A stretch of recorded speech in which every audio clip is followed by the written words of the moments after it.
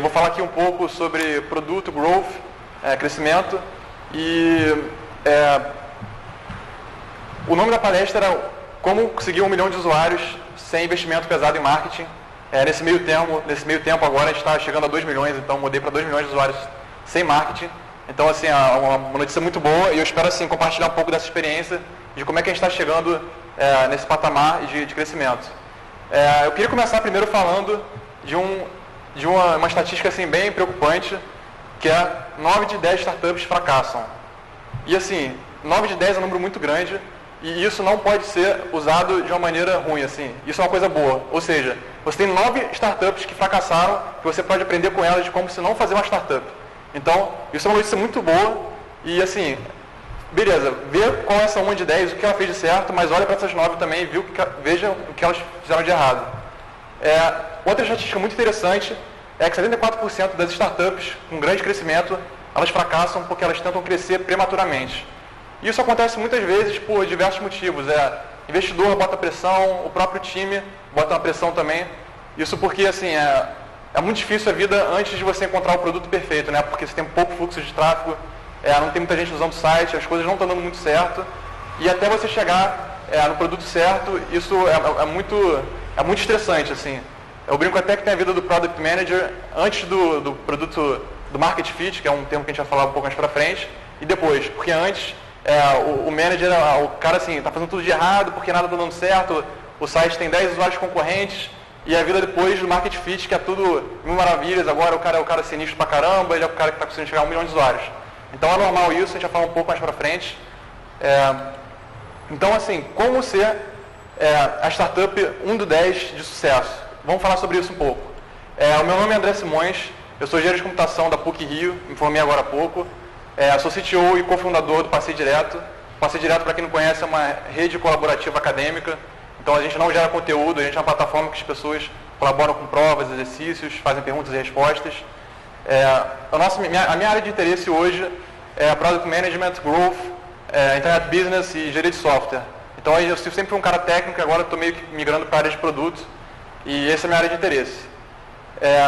Então, assim, eu vou falar um pouco sobre quais são os estágios de uma startup, que é muito importante para uma pessoa saber como levar a sua startup para o sucesso.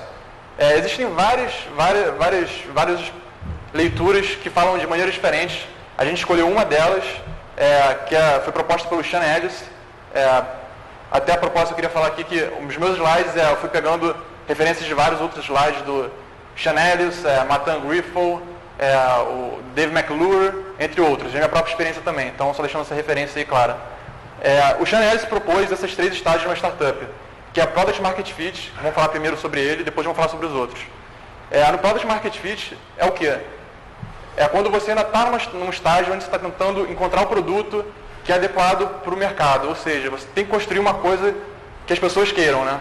Aquela história de você trabalhar 1 ano para construir uma coisa que quando você lança ninguém usa o seu sistema. Isso é a pior coisa do mundo e existem maneiras de a gente poder minimizar isso. E vamos falar um pouco mais para frente. O objetivo da startup, quando ela começa, a primeira coisa que você tem que fazer é encontrar o market fit. E isso é um caminho muito longo e você precisa fazer isso antes de acabar o dinheiro. Esse é o resumo da ópera. Se você fizer isso antes de acabar o dinheiro, muito bom, se não, bola para frente. O foco nessa estágio da startup você precisa fazer muito customer development. Ou seja, você precisa fazer muita pesquisa de usuário, precisa fazer customer survey, né, um surveyzinho perguntando coisas que está funcionando e que não está funcionando. O tipo de experimento é pivot, ou seja, você não encontrou ainda o caminho certo, você precisa saber para onde você vai. Você não adianta pegar um caminho e ir até o fundo, porque você pode estar no caminho errado. E a queda é muito maior quando você vai muito fundo desse caminho. O tipo de métricas tem que ser qualitativas. Você não pode fazer métricas quantitativas, porque você não tem dados suficientes para poder chegar a uma conclusão. Então isso é uma coisa muito perigosa também, que as pessoas podem tirar padrões de dados, onde não existem ainda, porque não tem um fluxo muito grande. Por isso que nesse primeiro estágio é muito customer development, as métricas têm que ser muito qualitativas, ou seja, fazer pesquisa com o usuário, grupo de foco. Para quem não conhece o Steve Blank, que é o pai do customer development, o que ele diz muito que é o get out of the building, então assim, sai e vai entender com o usuário o que eles querem. Então esse é o primeiro estágio. E assim, como descobrir se você encontrou o market fit ou não? Não existe uma fórmula perfeita. As pessoas falam que você sente quando você encontrou o market fit, como se fosse cair do céu, assim. Você conseguiu, agora começa a crescer. Isso não existe. O Sean Ellis, de novo, ele propôs uma ideia que, assim, através de estatísticas, ele chegou a essa conclusão. Não é regra, mas assim, é bem legal para você saber da sua startup se está indo bem ou mal. Como você se sentiria se você não pudesse mais usar esse produto? Isso seria um surveyzinho, né, que você manda para os seus usuários e tenta medir qual é a resposta. As opções são muito desapontado, mais 40% ou menos 40%. Então, se mais de 40% de pessoas estiverem muito desapontadas por não poder mais usar esse produto, quer dizer que você construiu uma coisa de valor. Então, você pode ir para a próxima etapa e começar a crescer. Agora, se menos de 40% ficassem desapontadas por não poder mais usar o produto, quer dizer que você precisa iterar mais. Mais customer development, tira feature, bota feature, de repente muda o mercado, né, o foco. De repente você é um produto que está servindo para todo mundo, e aí você foca, sei lá, para as mães ou para os estudantes. Então tem vários exemplos. E aí iterar até você conseguir uma resposta satisfatória de pessoas que ficariam desapontadas se não pudessem usar mais o seu produto. Beleza, encontrado o Market Fit, o próximo passo é o Transition to Growth. Ou seja, você já encontrou o Market Fit, agora está na hora de você maximizar o seu crescimento. Então, através de várias iterações, você vai precisar trabalhar muito em conversion, índice de conversões, né? Nesse estágio, o foco tem que ser growth, crescimento, ou seja, você já encontrou o caminho certo, agora você tem que ir até o final desse caminho. Então, você tem que fazer os tipos de experimentos são otimizações, é uma coisa muito interativa, como eu falei, você tem que ficar olhando conversão por conversão, cada canto do seu site, do seu app, como melhorar esse índice de conversão.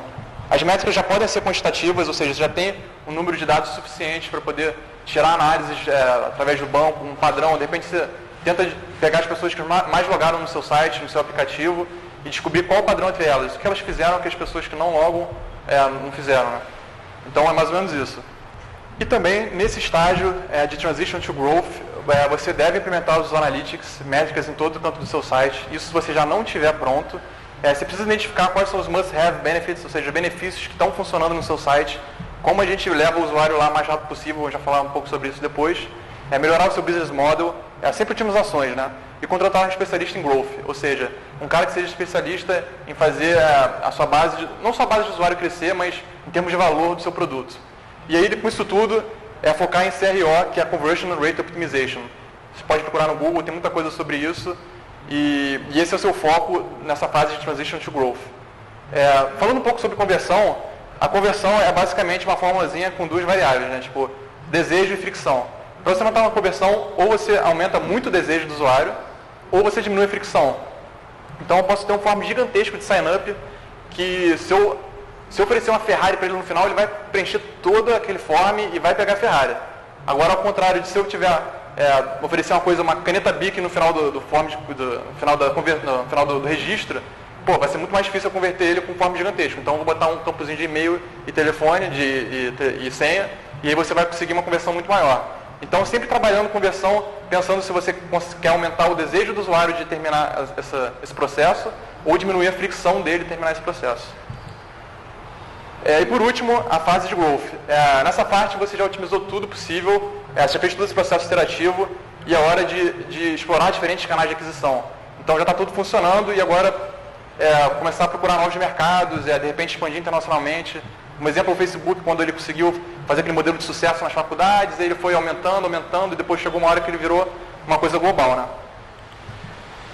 Cuidado, isso aqui é um exemplo que eu botei, que produtos UGC podem precisar de uma massa de usuários para garantir o market fit. O que é um produto UGC? User Generated Content Products. Então, ou seja, são produtos que têm um conteúdo gerado pelos próprios usuários. Esse tipo de produto, o YouTube, por exemplo, o que adianta um usuário entrar no YouTube se não tem nenhum vídeo? Então, tipo assim, o cara entra, não tem nenhum vídeo, ele não colabora, então não tem conteúdo no site, fica negócio do ovo e a galinha, assim, você não consegue botar o negócio para frente. Então, esse tipo de produto que é colaborativo, de vez em quando você precisa empurrar um pouco o número de usuários, de growth, para poder, de repente, conseguir o market fit. Porque você pode ficar iterando anos e anos ali, achando que você não achou o negócio certo, mas se você tivesse botado um pouco mais de usuários, um pouco mais de conteúdo, o negócio começa a andar sozinho. Então, isso é uma coisa bem importante para lembrar. Falar um pouco sobre efeitos de rede, esse tipo de produto, muitas vezes eles dependem do Network Effect, que é muito conhecido. Isso é um parêntese só, porque eu sempre ouvi falar, Network Effect tem um efeito exponencial e o crescimento é gigantesco. Eu fui parar para estudar o porquê que é disso. É o caso do telefone, né? O telefone, se tem eu e o Felipe um telefone, qual é o valor disso? Só eu consigo falar com ele, ele consegue falar comigo. Agora, se a gente chega e aumenta esse número dessa rede, mais pessoas têm um telefone, fica um valor gigantesco. Eu consigo falar com todos vocês e todos vocês conseguem falar com vocês todos também. Então, eu fui procurar saber essa formulazinha da utilidade de uma rede, a K vezes N ao quadrado. No final das contas, eles consideram a utilidade de uma rede o número de conexões que tem nessa rede. Então, o que acontece? Imaginando que essa rede é um grafo com arestas, o número de arestas de um grafo é n vezes n menos 1 sobre 2. Algoritmicamente falando, isso é uma complexidade de n ao quadrado. Então, assim, por isso que aumenta exponencialmente o valor de uma rede quando você aumenta o número de usuários. É porque você aumenta o número de conexões entre esses usuários, exponencialmente. Eu vou falar mais especificamente nessa conversa aqui sobre Transition to Growth, que é como palestra, como conseguir 1 milhão, 2 milhões de usuários. É importante a gente conseguir passar do Market Fit e chegar na parte de Transition to Growth. Porque você não ter Market Fit e chegar a 1 milhão de usuários tem alguma coisa errada. Isso é bem perigoso. Aquele negócio de premature scaling, você está tentando ganhar muitos usuários sem ter encontrado o produto certo ainda. O segredo desse estágio é focar nas métricas certas. E o que é isso? O segredo é mapear, como falei, o ciclo de vida do usuário no seu produto. Isso aqui é uma coisa bem importante, você consegue encontrar muita coisa aí na internet. O ciclo de vida do usuário na maioria dos casos, o que o pessoal bota mais é aquisição, que é como os usuários te acham, ativação, se eles têm uma boa primeira experiência, retenção, se eles contam para os outros, retenção, se eles voltam para o seu produto, referral, se eles contam para os outros, né? E revenue, como é que você faz dinheiro, né? Então é isso, aquisição, ativação, retenção, referral e revenue. Alguns exemplos de aquisição: mídia, conseguir uma matéria no Go.com, SEM, propaganda, né? SEO, campanhas, blogs, e-mail, são diversas maneiras de os usuários poderem te achar. Ativação, como é que eles têm a primeira boa experiência? De repente tem uma landing page que beneficia um certo tipo de usuário, um tutorial passo a passo para poder entender como é que funciona o produto, usar alguma coisa legal, diversas coisas. A gente vai falar um pouco mais sobre cada um desses mais para frente. Retenção, alguns exemplos de funcionalidades que fazem o usuário voltar: newsfeed, né, muito conhecido do Facebook e LinkedIn, mídia transacional, alertas, notificações, e referral, convidar amigos, compartilhar conteúdo, são tipos de funcionalidades dessa métrica aí, desse estágio de ciclo de vida do usuário.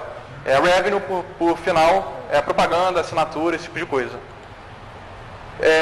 Aquisição e referral são métricas de distribuição, ou seja, quando você foca nessas métricas, você está estimulando o seu produto a crescer em termos de base de usuário. Então, assim, aquele negócio, quando você foca nisso, é muito bom que você tenha já a parte de ativação e retenção já funcionando muito bem. Então, as métricas de valor são ativação, retenção e revenue. Quando você começa uma startup, é muito bom você começar pela ativação e retention, e aí sim, depois você começar a pegar o usuário. Então, falando um pouco sobre aquisição. Como os usuários te acham? Como eu falei, SEO, muito importante. Como você consegue aumentar, botar o seu resultado lá em primeiro da lista, tem diversas maneiras de você conseguir isso. Backlink building, que as pessoas postarem sobre você, que aí o seu domínio começa a ganhar mais autoridade, você começa a aparecer em primeiro da lista. Tem diversas maneiras. SEM, Search Engine Marketing, que é basicamente propaganda, Google Ads, Facebook Ads. Tem diversos tweakzinhos para você fazer também para poder aparecer mais, conseguir um click-to-rate maior. Mídia, Go.com, TechCrunch, e boca a boca também, que é muito importante. Assim, a melhor canal de aquisição é boca a boca, porque as pessoas estão vendo, porque seu produto realmente tem um valor grande. Ativação, muito importante. Eles têm uma primeira boa experiência, esse é o objetivo da ativação. Levando para o aha moment. O aha moment é uma coisa muito, muito importante, que é quando uma pessoa se registra no seu produto e tem aquele aha, de descobrir para que isso serve e eu entendi o valor desse produto. E isso faz as pessoas ficarem no seu produto e voltarem mais lá para frente. Então, se você tem uma startup e até hoje você não sabe qual é o seu aha moment, qual é a coisa principal que faz os seus usuários, caraca, esse produto é foda. Então, assim, para e descobre o que é, porque isso é muito importante. Então, qual é o principal benefício do seu produto? Como é que você consegue fazer o usuário chegar o mais rápido possível? Esse é o objetivo na ativação. Dando alguns exemplos aqui, o Twitter, por exemplo, o aha moment dele é quando o usuário segue 30 pessoas, ele mais ou menos é ativo para sempre. Então, o que eles fazem? Eles tentam na ativação fazer o usuário seguir o maior número de pessoas. Facebook, por exemplo, conseguir 7 amigos em 10 dias. De novo, a mesma coisa, isso obviamente eles estimaram que se você tem 7 amigos em 10 dias, você vai ter quantidade de coisas suficiente no seu feed, tal que você entende para que serve o Facebook e vê que seus amigos estão ali estão ali na rede, e aí as pessoas entendem qual é o produto. Vamos lá, isso. Entendem qual é o produto e voltam mais para frente. O Dropbox, o exemplo também, o aha moment deles é quando alguém bota finalmente um arquivo numa pasta do Dropbox. Eles finalmente entendem o valor do produto, né? Que é você botar um arquivo e poder acessar de vários outros lugares. E por fim, passei direto, que é o nosso caso, né?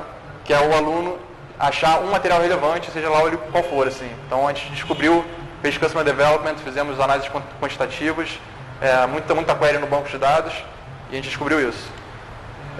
Alguns exemplos de ativação. Dropbox, bem conhecido, o tourzinho dele passo a passo.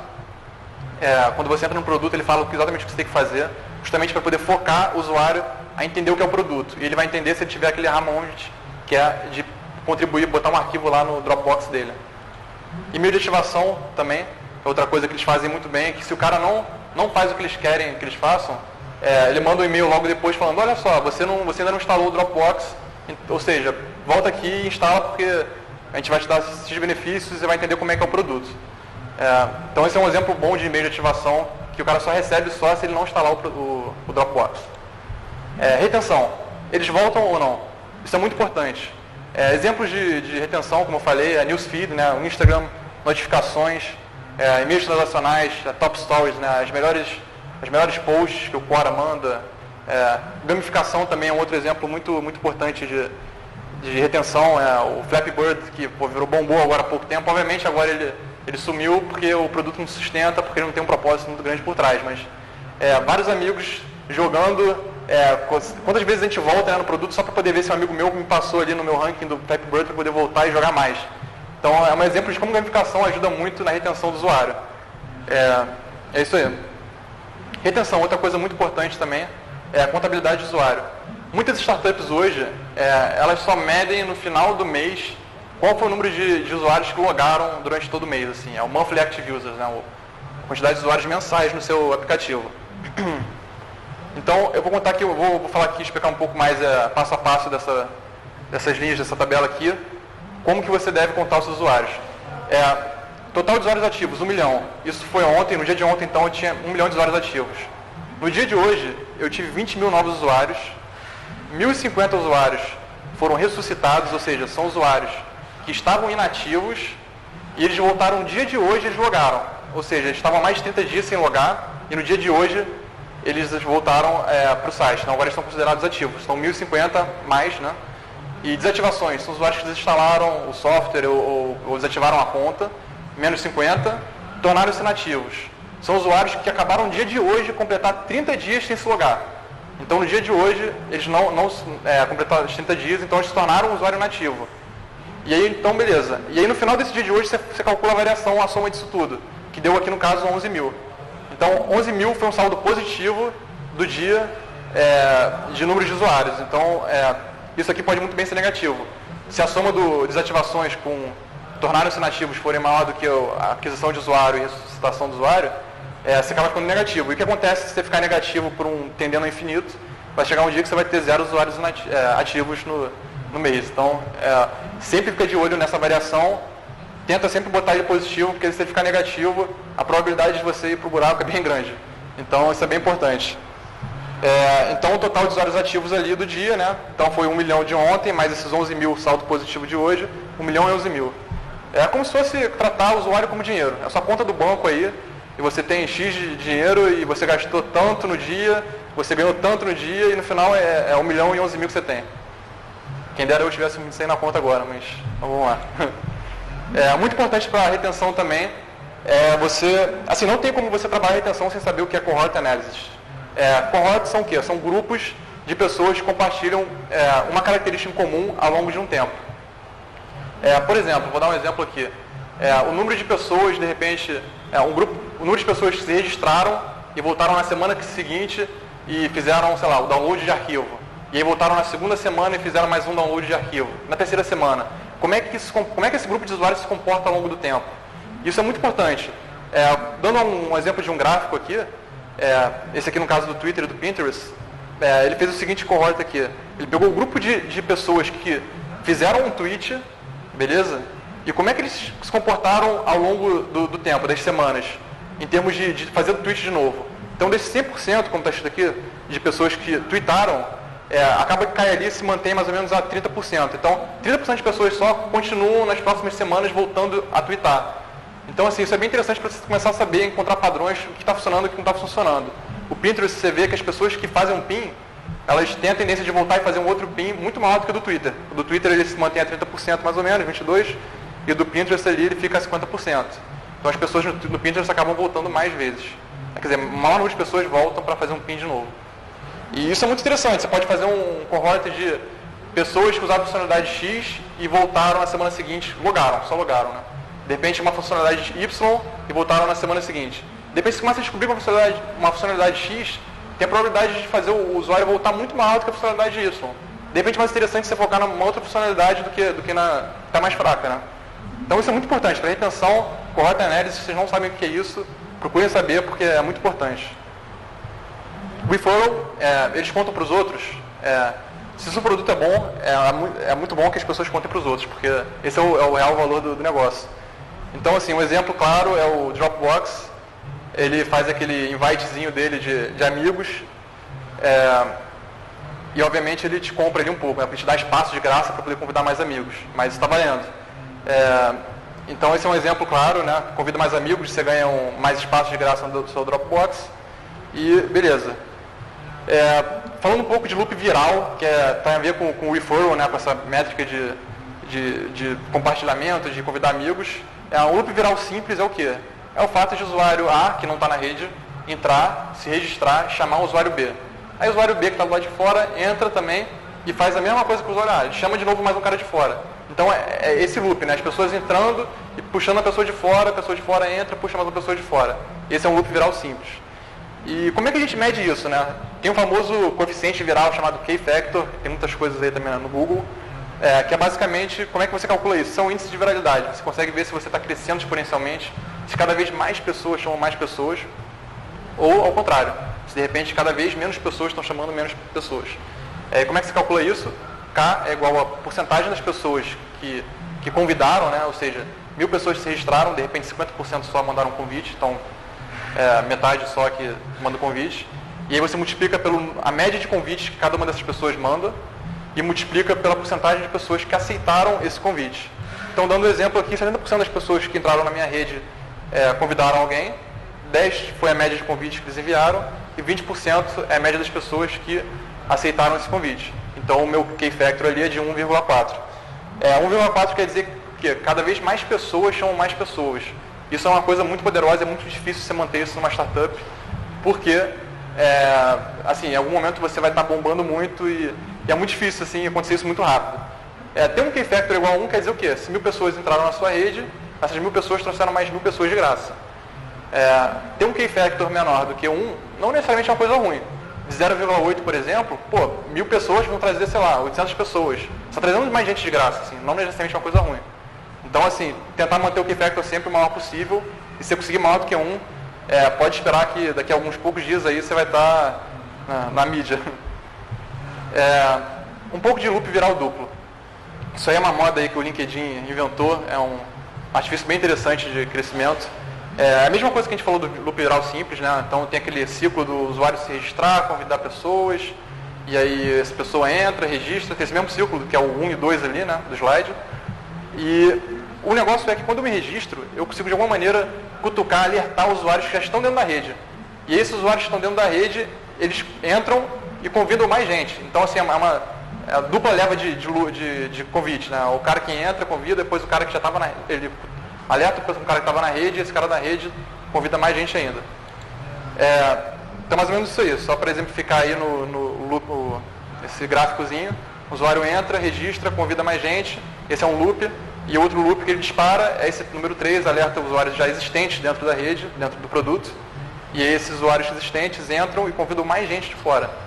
E a probabilidade desses usuários que já estão na rede convidar é muito maior, porque o cara já conhece seu produto e é muito mais fácil dele mandar um convite. Então é mais ou menos isso. Um exemplo disso, claro, é o LinkedIn. quando tem um amigo meu que entrou no LinkedIn, eu recebo um e-mail falando, fulano entrou na rede, está querendo te adicionar como contato. Aí eu, que já estou no LinkedIn, vou lá, aceito, e eu caio na página do LinkedIn falando assim, beleza, você foi aceite, vocês fizeram uma conexão, mas agora aproveita e convida mais gente aqui. Pega mais gente lá de fora. Então o que acontece? Eu que estou no LinkedIn, já conheço essa ferramenta, acho boa, vou lá e convido mais gente. Então o que acontece? É esse duplo viral. Isso é uma coisa muito poderosa e o LinkedIn usou isso muito e assim, deu ótimos resultados. Esse é um exemplo da página do LinkedIn, né? Quando alguém se conectou, alguém entrou, eu aceitei a conexão, aí eu caio aqui e ele fala assim, veja que você já conhece o LinkedIn, traga mais gente também. Então esse é um exemplo. E beleza, falamos de todas as etapas, você precisa medir essas conversões em cada passo. Aquisição, ativação, retenção e revenue. Dando um exemplo aqui, 124 mil pessoas foram adquiridas, ou seja, eles chegaram, registraram para o passo 1, passo 2, passo 3, chegaram na porta da frente do seu site, entraram lá dentro do site. Desse total, 46% foram ativados, ou seja, tiveram uma boa experiência, fizeram alguma ação. Sei lá, no site de compra coletiva, eu posso julgar que o aha moment dele para fazer uma compra. Pô, achei uma compra, achei bacana, me beneficiei, vou voltar aqui nesse site. Aí beleza, então 37.737 se ativaram. Desse total, quantos por cento voltaram no mesmo mês? 35%, 13 mil. Então, aí depois, revenue, 65%, aí vai caindo. Isso é um funil, obviamente o negócio vai caindo. E quando você fizer isso na sua startup, você pode ter certeza que vai ser desanimador. Assim, você vai calcular isso aí, vai estar uma coisa de 1%, 23%, vai estar a pior coisa do mundo. Isso é normal, acontece com todo mundo. Então, assim, basta pegar agora esses números e fazer aquele processo iterativo que eu falei, de ir melhorando conversão a conversão. E aí, beleza, que nesse caso você foca ali na ativação, aí você já bota mais gente para dentro do funil, 12 mil agora em ativação, e é isso aí. E aí é um processo iterativo, não tem mistério. Muito importante medir canais separadamente. Eu posso ter um produto que ele é muito forte em um canal de aquisição, mas no outro ele é completamente diferente, porque são fluxos diferentes, são propósitos diferentes. O LinkedIn, tem muita gente que se registra vindo de SEO, muita gente vindo diretamente no site. Então você pode ter uma coisa mais mascarada, você pode ter um índice de retenção muito grande pelo cara que vem diretamente e um cara de SEO muito fraco. E aí você tem, sei lá, 50% de ativação. Você acha que está legal? Mas não, na verdade é que um canal de aquisição está com 80% e o outro está X% aí para baixo. Então, e acabou fazendo essa média. Então é muito importante para cada canal de aquisição você medir como que é essas conversões. Aqui, por exemplo, quem não conhece a tabelinha lá do Dave McClure, para quem não conhece, pode entrar lá no Google, procura, porque é muito importante. Esse aqui é um exemplo. Aquisição podem ser vários passos, não necessariamente é só o cara conseguir se registrar. Então, você pode calcular ali, visita o site 100%, aí registra passo 1, 4%, registra passo 2, 4%, aí depois ativação, retenção, referral, e aí você vai caindo sempre nesse funil. É muito importante você ter isso, como eu falei, em diversos medidos separadamente por canal de aquisição. E aí depois você faz esses gráficos em barra para você poder ver direitinho como é que está indo. Beleza. Uma coisa muito importante que muita startup erra nisso, e é até um pouco relacionado ao que a gente falou lá bem no começo, que é não focar em aquisição ou referral se a ativação for 1%. É aquilo que a gente falou, né? O cara focar em distribuição antes de ter um valor ali dentro do produto dele. Então o que acontece? O que acontece se você fizer isso, né? Foquei em aquisição e referral e estou bombando o site de gente e a minha ativação está 1%, ou seja, ninguém está tendo uma primeira experiência feliz. Isso aqui vai acontecer, ou seja, você vai ter um boom, vai ter, sei lá, 200 mil visitas lá no dia, você vai estar assim, time lá em Caboça, achando que é o maioral lá, já alcançamos sucesso, estamos ricos agora, e aí, logo depois, acontece isso aí. Vai voltar a estaca zero, não tem mistério, assim, se vai acontecer isso, com certeza. A gente vai mostrar uns exemplos mais pra frente, de empresas que fizeram isso. Então, assim, vai acontecer e você vai voltar a estaca zero. Porque o produto não sustenta, não tem tração. Você está tentando focar em aquisição de usuário quando as pessoas não estão entendendo o que é o produto, não estão voltando, então não dá certo. Fala um pouco sobre um termo aí que está bem na moda agora, está todo mundo conhecendo, que é o Growth Hacking, né? Vou dar alguns exemplos de uns hacks aí bem conhecidos, famosos, que aconteceram no passado, de empresas conhecidas. Mas antes, vamos falar de onde veio esse termo, né? Que é bem conhecido, o Growth Hacker, né? Quem é que veio com esse termo? Esse termo veio do Sean Ellis, que esse cara ele trabalhou no Dropbox bem no começo, fez parte da equipe de marketing, fez um trabalho muito bom lá. E ele lá, numa apresentação, a primeira vez, ele mandou lá que o Growth Hacker é uma pessoa que o norte dela é growth, que é crescimento. Então, mais ou menos isso. Um Growth Hacker é um conjunto de táticas e práticas para lidar com o crescimento do usuário. Agora, crescimento de usuário não é necessariamente crescimento de usuário na aquisição, né? Tem mais usuário, tem 2 milhões de usuários, agora tem 5 milhões, 10 milhões. Não necessariamente é isso. Você pode querer ter assim, um crescimento de usuário em base assim, de ativação, de retenção, ou seja, a gente vai mostrar um exemplo mais para frente de um Growth Hack que o Twitter fez em termos de ativação. Ou seja, eles conseguiram pegar os usuários e fazer eles entenderem o Twitter, fazer eles voltarem mais, entendeu? Então, assim, isso é uma coisa que normalmente as pessoas pensam que Growth Hacking é conseguir mais usuário. Isso é errado. Conseguir mais usuário, spam por spam, não é certo. Então, qual o trabalho de um Growth Hacker numa empresa, né? O trabalho de um Growth Hacker, no final das contas, assim, bem nos miúdos, assim, é descobrir como você mover o usuário de uma etapa, de um estado para o outro, né? Então, você tem uma parte de gente entrando na porta da frente lá do seu site, como é que eu faço ele ter uma primeira experiência feliz? Beleza, um monte de gente. Agora, como é que eu faço ele voltar várias vezes? Beleza, agora como é que eu faço ele chamar mais pessoas? E por aí vai.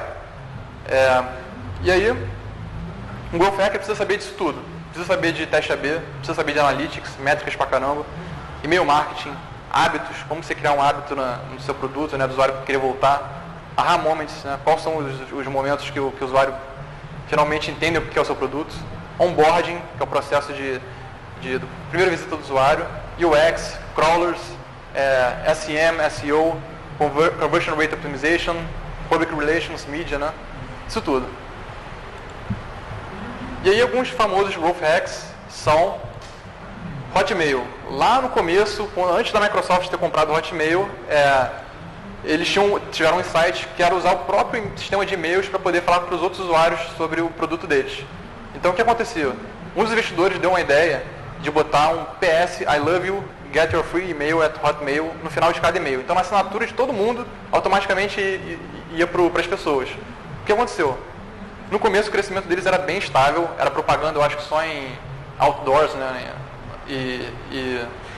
e rádio, né, uma coisa bem estável, nada significante. E aí depois, quando eles fizeram isso, crescimento absurdo, exponencial, 12 milhões de usuários em muito pouco tempo, assim, é uma coisa surpreendente. E obviamente logo depois foi vendido para a Microsoft. Outro muito conhecido, o Airbnb, para quem não conhece, é como se fosse um serviço de aluguel de quarto, apartamento. É bem conhecido, agora está vindo com peso aqui no Brasil. E qual foi o insight deles? É o Craigslist, que é um concorrente, só que muito das antigas, assim, é um site bem rústicozão. E lá que estava todo mundo, assim, todo mundo usava lá para poder procurar quarto para alugar. Qual foi o insight deles? Descobriram que lá tinha muita gente e eles conseguiam fazer um cross-post no Craigslist, ou seja, eles conseguiam meio que hackear como fazer um post dentro do Craigslist sem a permissão deles, né? Então, esse foi o hack. Mesmo sem o API, né, sem uma coisa oficial de como usar o Craigslist, o time do Airbnb conseguiu achar um jeito de hackear o processo de submissão no Craigslist. Então, como é que isso aconteceu? Aqui no número 1, tinha um botãozinho lá, post para o Craigslist, ele clicava, ele preenchia todas as informações do quarto dele, do apartamento, post Craigslist. Ali no número 2, era postado automaticamente lá no site do Craigslist, e quando alguém via esse quarto, esse apartamento, ele clicava lá e era direcionado de volta para o Airbnb. Isso aqui ficou muito conhecido, assim, foi um growth hack, assim, notório, porque o cara fez uma engenharia reversa para poder descobrir que ele conseguia fazer um post lá no site dos caras e assim conseguindo fazer meio que a propaganda, né, do site deles lá no Craigslist. Dropbox, muito conhecido também. Qual foi o insight deles? O marketing tradicional não funcionava. O CAC, que é o Customer Acquisition Cost, o custo por usuário, estava custando $300 e esse usuário estava trazendo $99 de volta para a empresa deles. Ou seja, pagava um plano que era $99. Eles tinham esse cálculo lá. Então, isso não bate. Quando uma startup tem um custo para o usuário maior do que o quanto esse usuário pode oferecer para a startup, normalmente isso vai para o buraco, porque a conta não bate. E outro insight que eles tiveram é que ativar os usuários era o ponto-chave para conseguir o usuário pagante. Ou seja, fazer o usuário, de repente, botar um arquivo, era a chave para poder fazer os usuários entenderem o produto e pagar. Qual foi o hack? Dar espaço de graça em troca de referrals, né, de chamar mais gente, e dar espaço de graça em troca de ativação, ou seja, de fazer o cara subir um arquivo. Então aqui como exemplo, a ativação tem um passo a passo, e quando você completa todos esses passos, você ganha 250 megas de bônus. Isso aqui era antigão, então hoje em dia deve ser bem mais. E o referral também, quanto mais você chama gente, mais você ganha espaço. Conhecido, isso aí todo mundo deve conhecer. Outro muito conhecido, Branchout, esse, quer dizer, esse é menos conhecido, é como se fosse um LinkedIn, só que é um app dentro do Facebook. O insight deles foi que eles poderiam se beneficiar do tamanho do Facebook, das permissões do Open Graph, né, que é o API lá do Facebook, para levar ao crescimento. E o hack deles foi foi viabilizar, criar uma conta pelo Facebook Connect e fazer uns convites com muito poucos cliques. E com isso, assim, eles conseguiram um crescimento gigantesco, assim. Em muitos poucos meses, eles conseguiram 14 milhões de pessoas registradas. Me lembrou até do Hotmail.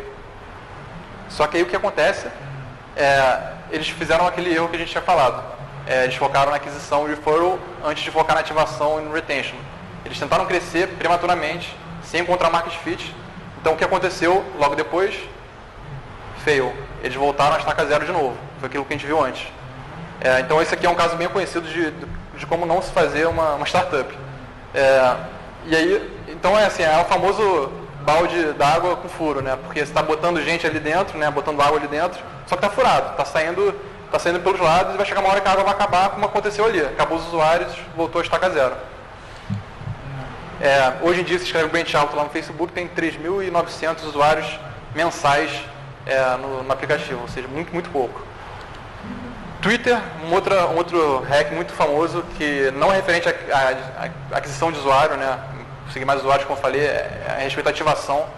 Uma coisa muito interessante que você botava antigamente I don't get no Google, e a primeira coisa que aparecia era I don't get Twitter. Ou seja, os caras não conheciam, não sabiam o que significava o Twitter. O cara se registrava, não entendia o que era o produto. E aí o Josh Hellman, que é um cara de produto muito, muito conhecido, muito bom lá, ele pegou esse processo e começou a melhorar ele. E aí, o insight dele foi que as pessoas ativas não eram referentes à quantidade de tweets que eu enviava, ou seja, pessoas que publicavam coisas, mas sim referentes a quantas pessoas eu seguia. Então, se o usuário seguir de 5 a 10 pessoas, ele descobriu que é muito mais provável da pessoa continuar ativa. Então, o hack dele foi fazer um onboarding construído em foco para as pessoas seguirem pessoas, em vez de fazer o cara tweetar. Então, isso é muito importante. E aí, um exemplo do passo a passo deles hoje, não sei nem se mudou já, mas você dá um next ali, pede para poder seguir gente, quando você vai dando follow, ele vai seguindo ali a timeline, e ele vai construindo a timeline, e aí você consegue ver exatamente o que você está fazendo ali, né? Como é que está funcionando esse sistema. E aí ele mostra ali a timeline construída. E é isso. Então, assim, o que eu faço agora, né? O foco é o quê? Tem que ser criativo, usar os seus dados, mata feature, toda hora que você quer adicionar uma feature nova, você pensa em tirar duas. Isso é muito importante, que é um erro muito comum também das pessoas. As coisas não estão dando certo, o maior erro que tem é adicionar mais coisas, assim. Tem que chegar uma hora que você tem que matar as coisas e deixar simples, assim. Muito importante. E, no final das contas, Ship, Measure, Learn. Então, assim, sempre construindo novas coisas, medindo, muito importante, e aprendendo com o usuário. Não adianta você chegar e construir uma feature e botar online se você não sabe qual vai ser o resultado que ela vai dar. Então, é muito importante isso. E é isso. Se tiver perguntas, por favor, manda e-mail aí para o andré@passedireto.com. Customer Development, como sempre, simões.eng.br/a. Tem um surveyzinho lá só para vocês falarem, de repente, alguma coisa que vocês querem que eu fale mais, fazer uma palestra futura. E é mais ou menos isso. Então, muito obrigado.